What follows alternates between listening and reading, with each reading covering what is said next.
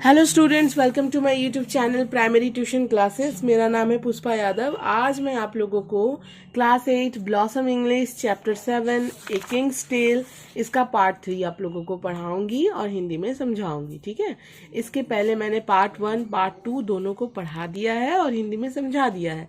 मैं उन दोनों वीडियो का लिंक इसी वीडियो के डिस्क्रिप्शन बॉक्स में दे दूंगी, आप लोग वहां से देख लीजिएगा। ठीक है, या फिर मैं एकदम हमारा जो वीडियो रहेगा, मतलब हमारे मेरे चैनल पे जो वीडियो अपलोडेड है वो एकदम लाइन से है। अगर आप लोग ऐसे भी जाके सर्च कीजिएगा तो मिल जाएगा, आप लोगों को ऊपर ही मिल जाएगा। ठीक है, तो चलिए आज मैं ये वाला आप लोगों को पढ़ाती हूँ। ठीक है, let's continue part 3। This is the Excalibur, Merlin said. Merlin कहते हैं कि ये जो तलवार है इसका नाम है एक्सकैलिबर। जैसा कि पार्ट 2 में हम लोगों ने पढ़ा है ना कि जो एक सुंदर सा हाथ निकल आता है, आप लोग यहाँ पे देखिए, एक सुंदर सा हाथ उस लेक में से निकल आता है और उस हाथ में एक रूबीज और एमरल्ड से जुड़ा हुआ एक मैजिकल शाही तलवार रहता है ना। उसी तलवार का नाम है एक्सकैलिबर। क्या नाम है उस तलवार का? एक्सकैलिबर। ठीक है, मर्लिन कहते हैं कि इस तलवार का नाम है Excalibur. Only an honest and fearless knight who protects the common people can possess this sword। ये जब मैं अपने स्टूडेंट्स को आंसर करा रही थी ना तो वहाँ पे कुड लिख दिया था, यहाँ कैन है। ठीक है, तो मर्लिन कहते हैं कि इस तलवार की एक शर्त है, मतलब इस तलवार के कुछ नियम है।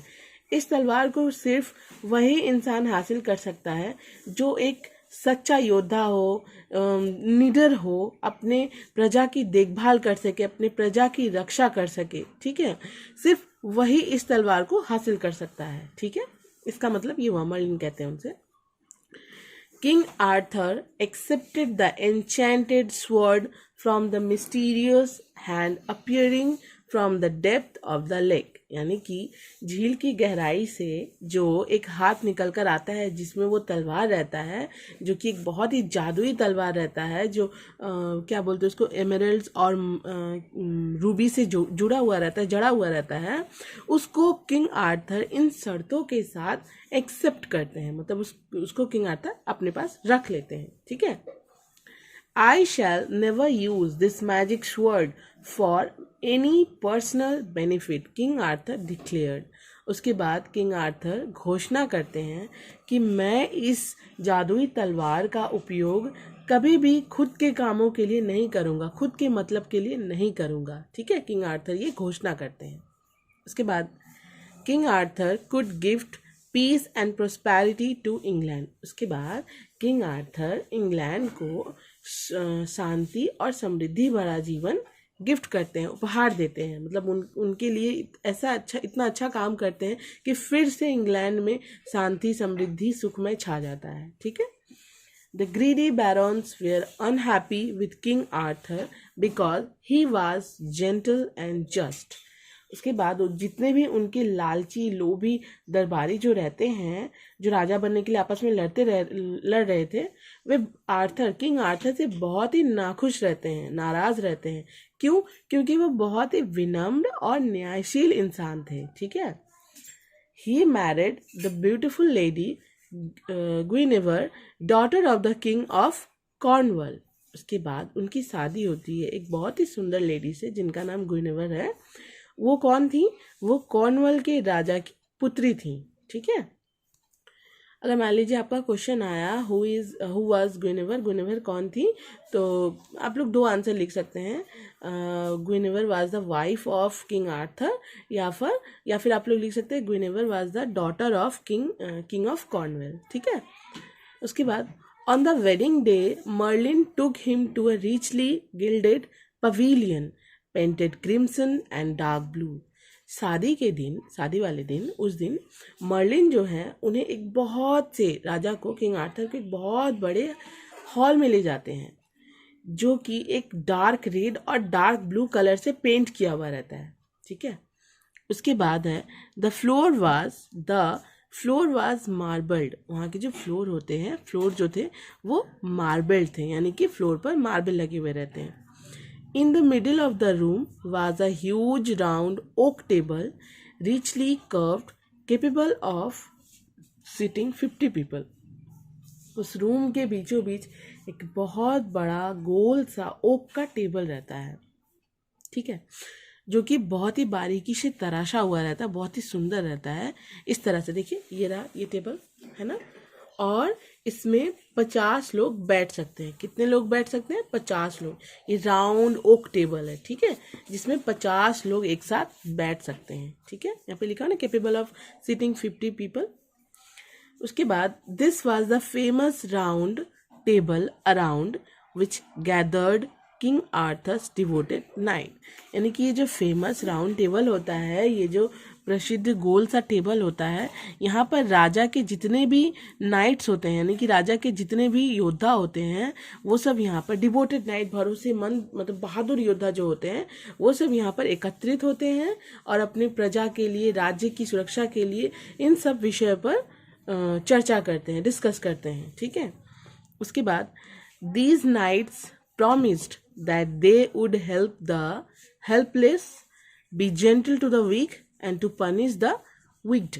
यानी कि ये जो जितने भी योद्धा होते हैं, ये वादा करते हैं कि हम लोग असहाय की मदद करेंगे। हेल्पलेस मतलब होता है असहाय, असहाय की मदद करेंगे, और जितने भी कमज़ोर व्यक्ति हैं उनसे हम विनम्रता का व्यवहार करेंगे, और जो भी बदमाश हैं उन्हें हम सजा देंगे। ठीक है, टू कीप देयर वॉज, यानी कि to keep their vows the knights undertook countless hazardous adventures. यानी कि अपने वादों को पूरा करने के लिए ये जो बहादुर योद्धा होते हैं, ये लोग असंख्य लड़ाइयाँ लड़ते हैं, बहुत सारे युद्ध लड़ते हैं अपनी प्रजा की देखभाल के लिए। ठीक है, अपनी प्रजा की रक्षा के लिए बहुत सारे खतरों से लड़ते हैं, बहुत सारा खतरा उठाते हैं, तब जाकर ये एक बहादुर योद्धा अपनी बातों को साबित कर पाते हैं। ठीक है, the stories of their goodness and kindness spread through out the country.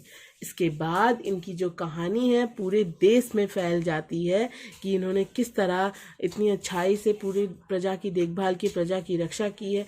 ये कितने दयालु हैं, बहुत मन लगाकर काम कर रहे हैं, दिल लगाकर काम कर रहे हैं, अपने देश की रक्षा कर रहे हैं। ये कहानियाँ जो हैं ये पूरे देश में फैल जाती है। King Arthur ruled for many happy years and grew old with time। King Arthur बहुत ही खुश होकर इंग्लैंड के लोगों पर बहुत सालों तक राज करते हैं, खुशी खुशी अपने प्रजा को भी खुश रखते हैं, और समय के साथ साथ बूढ़े होते जाते हैं। Many of his trusted knights had perished during their adventures। उसके बाद उनके जितने भी भरोसेमंद नाइट होते हैं, योद्धा होते हैं, बहुत सारे मिशन के समय, बहुत सारे युद्ध के समय उनकी मृत्यु हो जाती है। The king gave his magic sword the Excalibur to a trusted knight. उसके बाद किंग जो है अपना जो एक मैजिकल स्वर्ड, उनकी जो तलवार होती है एक्सकैलिबर, उसे एक भरोसेमंद नाइट को दे देते हैं, एक सिपाही को दे देते हैं, बहादुर योद्धा को, जो उनका एक भरोसेमंद योद्धा होता है, उन्हें दे देते हैं। At the king's command the knight threw the sword into the lake amid the plain of the sweet smelling flower. उसके बाद राजा के आदेश पर उस नाइट को, ये जो तलवार है, राजा मतलब उन्हें उसे आदेश देते हैं कि तुम इसे ले जाओ एक ऐसे समतल मैदान के यहाँ पर ले जाओ जहाँ पर स्वीट स्मेलिंग फ्लावर, यानी कि फूलों की मीठी मीठी खुशबू आती है, और उस समतल मैदान के बीचों बीच एक झील है, एक लेक है, तुम इसे वहाँ पर ले जाकर फेंक दो। A beautiful arm arose from the lake, caught the sword and disappeared into the green depths of water। उसके बाद जैसे ही ये जो नाइट होता है, ये जैसे ही उस तलवार को उस लेक में फेंकता है, उसके बाद एक सुंदर सा हाथ उस लेक में से निकल कर आता है, उस झील में से निकल कर आता है, और उस स्वॉर्ड को लेकर गायब हो जाता है हरे गहरे पानी में। ठीक है, the night came back and told the king what had happened. उसके बाद नाइट जो है, ये जो सिपाही है, ये वापस आता है और अपने राजा को सब बताता है कि क्या हुआ, किस तरह मैंने जब इस तलवार को फेंका तो एक सुंदर सा हाथ उस लेक में से निकल कर आया और इस तलवार को लेकर गायब हो गया हरे गहरे पानी में। तो ये सब सुनकर किंग आर्थर स्माइल्ड, राजा जो है वो स्माइल करते हैं, मुस्कुराते हैं। He instructed his people to put him on a barge. Barge का मतलब होता है नौका। वो अपने लोगों को आदेश देते हैं कि तुम लोग मुझे एक नौका में रख दो। It was the hour of Twilight. ये शाम का समय था। With tearful eyes every one bed goodbye to the old king as the bird sailed with him towards the setting sun.